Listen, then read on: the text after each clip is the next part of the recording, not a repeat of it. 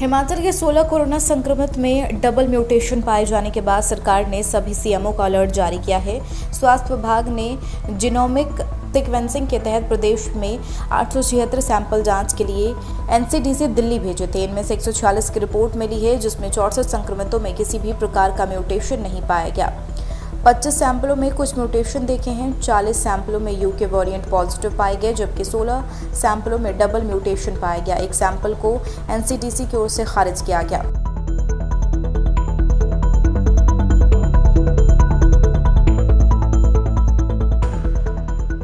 प्रदेश राष्ट्रीय स्वास्थ्य मिशन के निदेशक निपुण जिंदल ने कहा कि हिमाचल प्रदेश में जीनोमिक सीक्वेंसिंग से 2 प्रकार की निगरानी की जा रही है।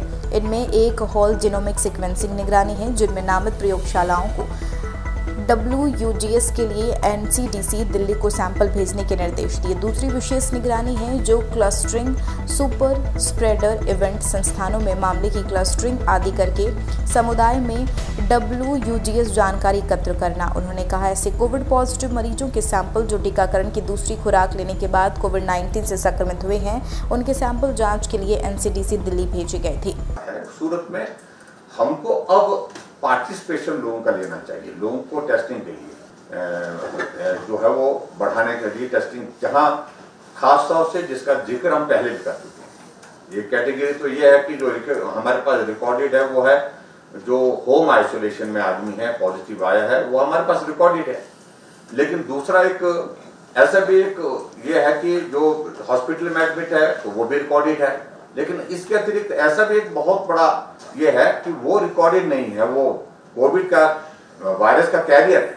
सर्दी जुकाम के कारण घर बैठा है, घर बैठ करके वो अपने हिसाब से दवाई ले रहा है। उसने सुना कि काढ़ा से ठीक होता है, काढ़ा ले रहा है, लेकिन सबको मिल रहा है और सबसे बात कर रहा है, यही कह करके सर्दी जुकाम है मुझे।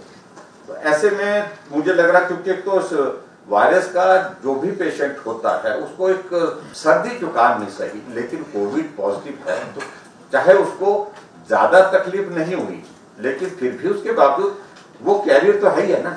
स्वास्थ्य मंत्रालय ने पिछले महीने बताया था कि कोरोना का यह डबल म्यूटेंट वेरिएंट संक्रामक है और शरीर के इम्यून सिस्टम यानी प्रतिरक्षा तंत्र से भी बचने में सक्षम है। यह शरीर के प्रतिरक्षा तंत्र से बचकर संक्रामकता को बढ़ाता है। हालांकि शोधकर्ता अभी यह पता लगाने की कोशिश कर रहे हैं कि एंटीबॉडी इस पर कितना असर करती है। कई बार म्यूटेंट होने के बाद वायरस कमजोर हो जाता है, लेकिन कई यह पहले से ज़्यादा खतरनाक भी हो जाता है। दरअसल वायरस अब शरीर का कोशिका पर हमला करता है तो कोशिका कुछ ही घंटों में वायरस की हजारों प्रतिलिपि बना देती है, जिससे वायरल लोड बढ़ जाता है और संक्रमित मरीज गंभीर स्थिति में पहुंच जाता है।